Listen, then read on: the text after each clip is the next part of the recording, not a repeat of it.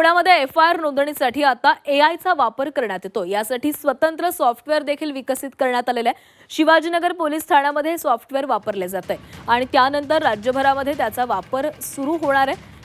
Voice typing स्वरूपाच्या या सॉफ्टवेअरमध्ये FIR मधील गुन्ह्यांची कलम देखील आपोआप सिलेक्ट होतात। त्यामुळे जिथे यापूर्वी एक FIR नोंदवून घ्यायला किमान 2 ते 3 तास लागायचे, तिथे अवघ्या 15 ते 20 मिनिटांमध्ये FIR नोंदवली जाणार आहे। या संदर्भात पुणे पोलीस आयुक्त अमितेश कुमार यांच्याशी संवाद साधला आमचे प्रतिनिधी चंद्रकांत फुंदे यांनी।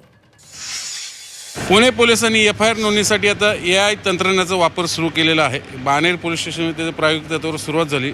आपल्यासोबत स्वतः CP सर आहेत।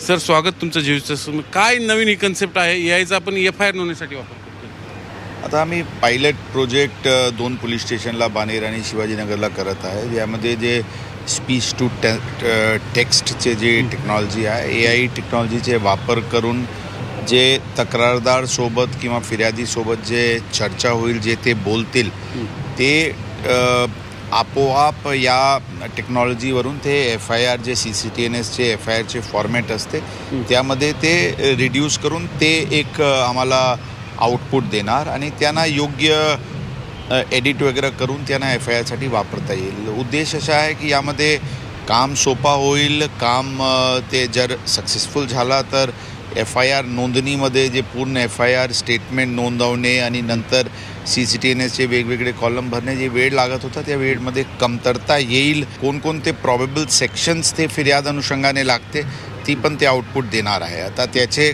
खरं शेवटी ह्युमन एफर्ट लागेल की ते योग्य आहे की नाही, त्याचे योग्य एडिटिंग करून योग्य कलमबद्दल परत शहानिशा करून FIR फायनली दाखल होईल। Thank you sir.